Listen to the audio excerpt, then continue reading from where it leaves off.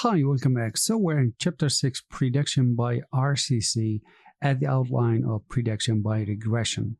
We have explored previously the idea of RCC and where we are right now in the path on this map. Let's have a quick introduction, the concept of regression in general. So far we have established the idea of space of variable, which actually are raw material to help me to answer a research question. It could be m number of variables. I have this x sub k somewhere in this space of variable, and the task is to make a prediction of this x sub k. First of all, if we look at xk, we ask what is the range of xk, I mean what are the possible outcome of xk. Since it is a continuous, we assume an interval of possible value that xk could take. Now here the difference, the question between probability and prediction by regression framework. You see, in probability we ask what is the probability of getting a certain value to occur given a circumstance if it is a conditional thing. But with the second case or the second framework of RCC, I call it, the question is quite a bit different, given the fact that you know the value of x1,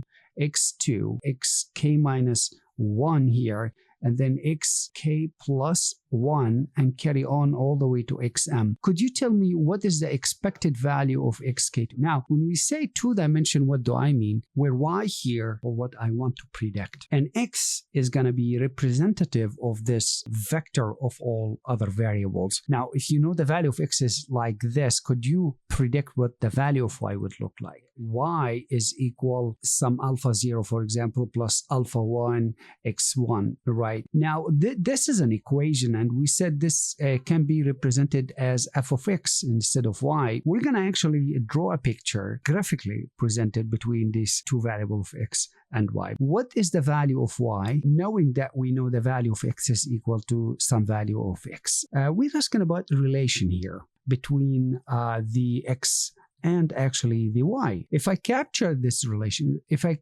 quantify this relation, I think I maybe be able to give you possible value of y. But before that, you must understand the possible range of y. You must understand the possible range of x as well. That means when I understand the possible range of y, from here I have a lot of statistics that we learned before. For example, I could capture the mean or the x bar. It depends on the sample or population. I could capture the variance. I could capture the standard deviation. I could capture quantiles, etc., etc. Same thing I could do for the x. And then I start to establish some method to help me answer the question. Maybe I could say, well, there's a kind of a positive relation between me, a negative relation. Maybe there's no relation at all between them. And if from mathematical background, you could consider this is related to what you call dependency. This relation means that y could be dependent really on the x.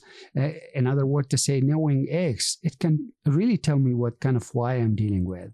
The next thing to ask, if you capture this relationship, you could establish a model, and this model could represent kind of a function, let me say. And since we have seen before the meaning of a function or the definition of this particular kind of a model, it could be in the simplest case as a line, for example, maybe a curve. Now you ask me if x is equal to x1, and imagine x1 is here. Y is going to be equal exactly to this point. This is exactly what regression is all about. You can expand now x2 all the way to xm. So I could actually, in other words, span that two-dimension into n number of dimension of x's that I can then tell you what is the value of y is going to be. This model is going to take the shape of a line or a curve in 2 dimensions, but it's going to be in a kind of a plane when we are in 3 dimensions, when we're higher than that, a hyperplane or etc. It depends on the dimensionality. We are talking about pair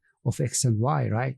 That's why we're going to be focusing on a bivariate and then multivariate. Okay, these are the two cases we're going to establish. This is number one. So here we're looking at the bivariate, as you could see. This is what we're going to start up with. For multivariate, we are talking about the case of 3 and more. Now, the next thing, looking at models that gonna picture a linear kind of relation like this. So it's possible to draw a line, and then we're going to see some cases to a nonlinear presentation where you're going to get like a kind of a curve. So basically, if I want to present this in the graphical presentation, representation we call the scatter plot. This is one case. Well, another case might look like this. Maybe another case would look like this, right? Just only looking at the image before actually investigating X on its own and Y on its own, this is another investigation. I could say, well, they seem to be correlated because there is a mass of motion looks like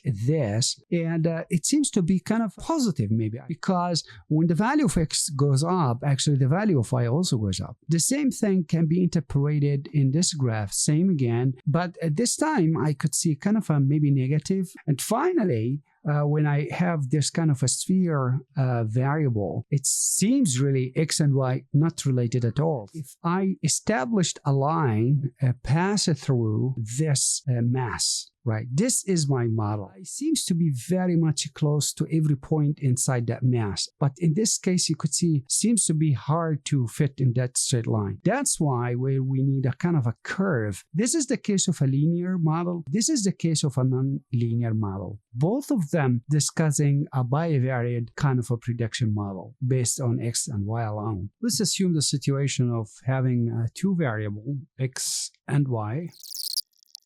Let's assume now we are actually aware of all these statistics of X, like mean, the variance, maybe the STD, the distribution, the 10%, the minimum, the maximum, etc., etc. And then we fill up all these information. I will be then aware of X. What kind of X do I have? What kind of Y do I have? Why is that important? Because that will tell me something about X on its own. So for example, if I would have to graph distribution, I would say, well, X may be normally distributed, looks like this. And I could be able to learn about the distribution of Y. Maybe it looks like this, maybe it looks like different way. All these information are important before you jump into the conclusion to answer this question, actually, because if you miss the individual or the univariate analysis, all of which should be clear for you from the analytical model, you could be doing a big mistake while you are assuming some kind of relation, because many of the models are available. They have some assumption. For example, they assume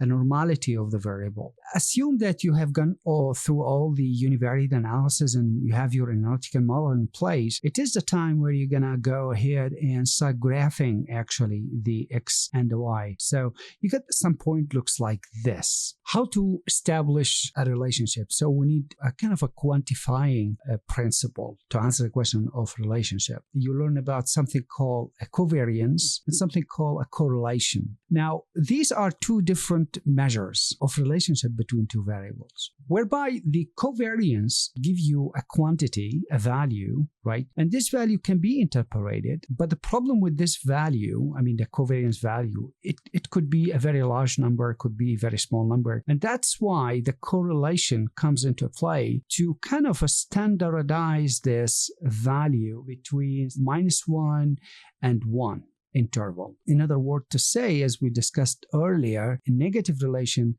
should look like this, positive should look like this, and zero relation should be somewhere at a sphere where there is no pattern at all. To reach out to the correlation, it's obvious that we need a covariance. That is going to be equal to what? Basically, I can take every point of X and I subtract it from expected value, and then I multiply that, since I'm dealing with a covariance, I mean between both, with some value of Y subtracted from its expected value. If I multiply both of them, I am talking about the variance between X and Y at that particular point. But we are not interested at one point in this graph. We are interested in the entire data set. This is where we need a kind of a sum. But after that, we need to divide this by total number of all the points. Now, I have just captured the covariance between X and Y. Now, how can I convert this value into a correlation? To make sure that I can get a value between -1 and 1, if I take this covariance value and I divide it by other product, and it happens that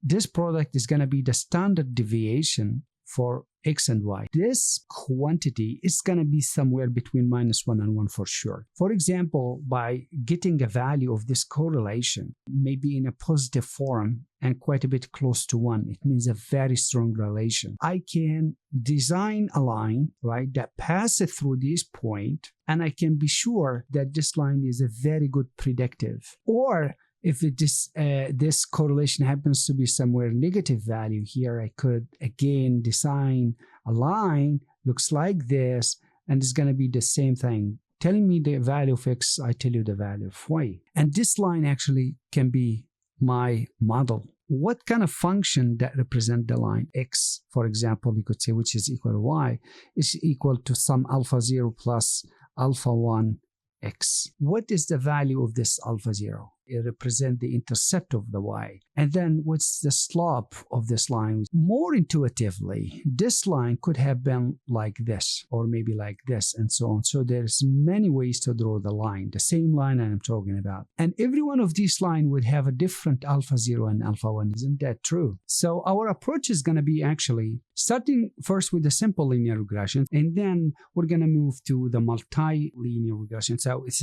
linearity is in there, but we don't have only x, but we have x1 and x2 and x3, all of them related to m. And then we're going to start talking about the non-linear situation, when we have the case when x and y, they have relation, they are correlated, can actually predict them. But the point is that they don't have linear relation. So we need to establish or curve that line. This is where we're going to extend to some idea of non-linear regression. How about this case when we don't have any relation? What we're going to do in this case? Well, this is going to be the next discussion of a clustering technique. Let's go ahead now and establish our first simple linear regression model. That's exactly what we're going to do next. I will see you then.